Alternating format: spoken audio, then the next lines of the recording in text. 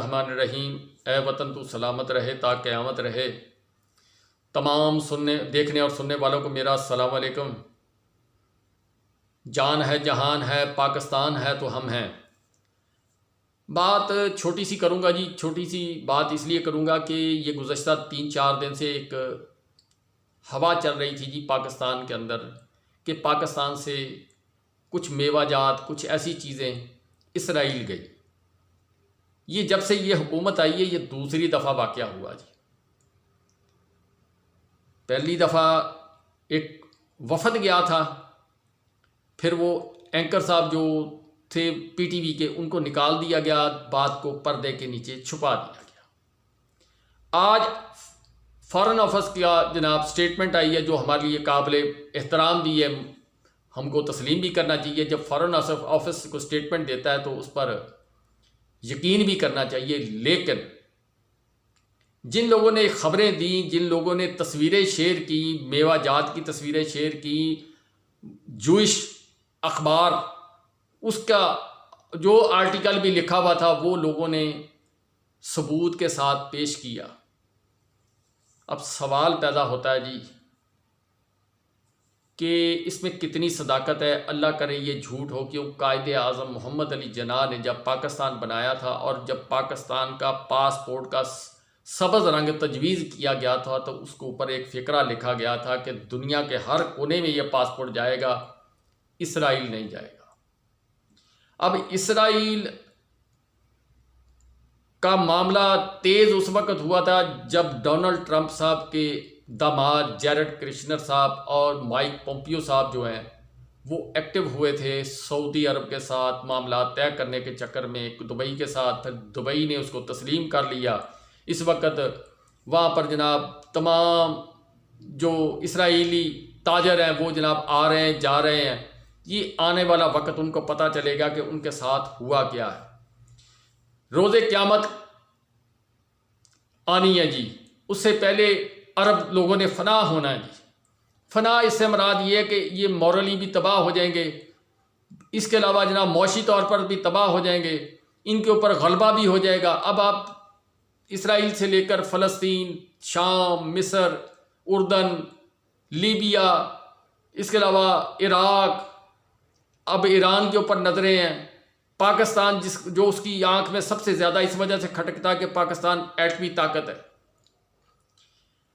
گزشتہ دور کے اندر جب یہ کوشش کی گئی، پھر یہ سوال اٹھایا گیا جی، بار بار میڈیا پر اٹھایا گیا۔ عمران خان صاحب نے آخر تنگ آ کر کہہ دیا کہ میں نے اللہ کو جان دینی ہے، میں یہ کام نہیں کر سکتا۔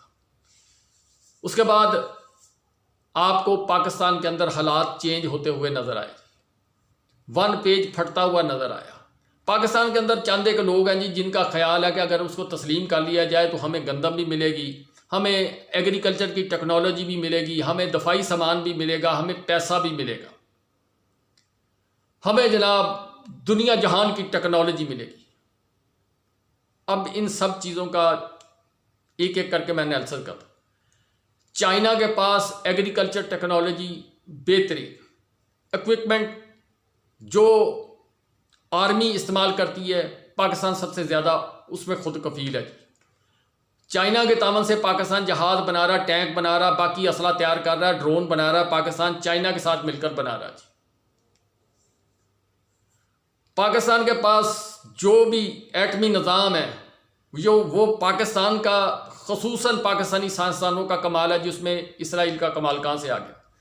پاکستان کا کسان گندم تھوڑی پیدا کرے، زیادہ پیدا کرے، پاکستان پر اللہ کی رحمت ہوتی ہے، اور پاکستان گندم کے اندر خوراک کی شارٹیج کبھی آج تک نہیں ہوئی تھی۔ اب اس وقت جو صورتحال فصل کی بن چکی ہے وہ ایک علیحدہ بات ہے کہ فصل خراب کتنی ہوئی ہے۔ اگر کسی بندے کی اگر 50 من تھی تو وہ تقریباً 35 کے قریب پر من جو ہے وہ ایوریج آئے گی، کوئی گندم گر چکی ہے۔ باقی اللہ کو پتہ جی کل کیا ہونا کیا نہیں ہونا۔ پاکستان کا کسان 70% آبادی تباہ ہو گئی، کس طرح آپ اس کو اٹھائیں گے جی؟ کیا آپ اس کو ٹیکنالوجی فراہم کریں گے؟ جب اس کے پاس پیسہ ہی نہیں ہوگا جی وہ کیا کرے گا؟ کیا آپ بڑے بڑے جو انویسٹر ہیں بڑے بڑے ان کو لا کر یہ زمینیں بیچیں گے؟ اور پاکستان کے جس طرح ایئرپورٹ کرائے پر دے دیے گئے ہیں، اب وہاں پر کوئی ان ملکوں کی مرضی ہے جی، وہ اسرائیل کو بلائیں، وہ امریکن لوگوں کو وہاں پر بٹھائیں، وہ جناب کسی اور ملک کو بٹھائیں، آپ اس میں عمل دخل نہیں دے سکتے جی۔ انہوں نے آپ کو پیسے دے دیے، پاکستان کے لیے ایک بڑا سیکیورٹی کے حساب سے یہ بڑا سوالیہ نشان ہے۔ باقی رہی بات اب دینی طور پر آ جائیں جی۔ دینی طور پر اللہ کے احکامات کو بروئے کار لاتے ہوئے جو کچھ فلسطین کے ساتھ ظلم ہو رہا ہے، جو کشمیر میں ہو رہا ہے جی،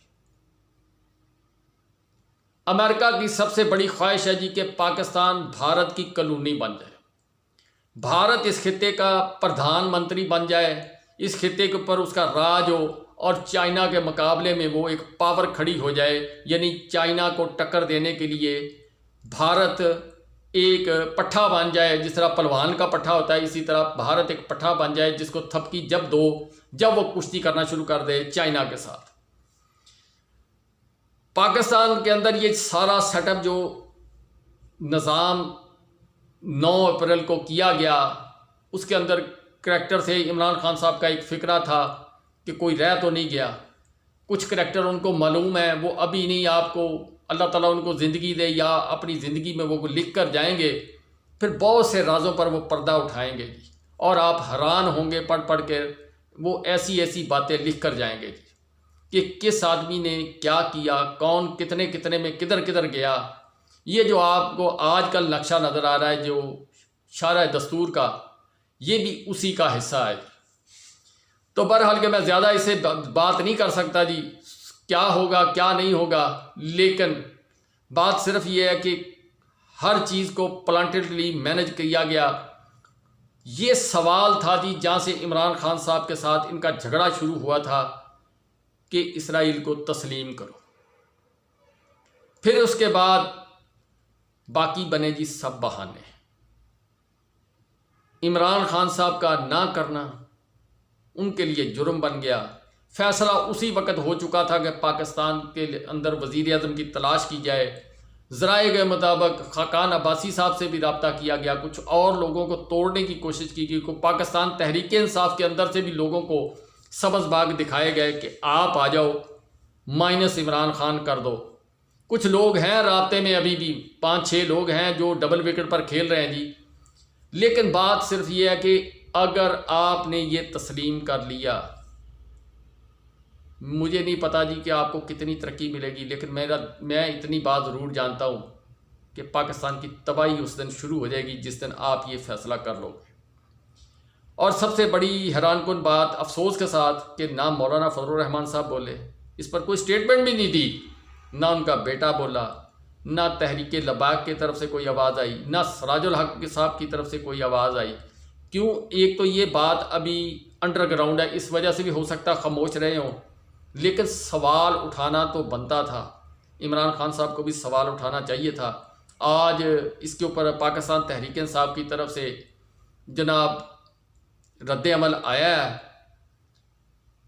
پاکستان کے فواد چودھری صاحب نے اور چند اور وکلاء نے سٹیٹمنٹ دی ہے، بابر اوان صاحب نے اس پر کہا ہے جی کہ جو وفد گیا اس کو گرفتار کیا جائے۔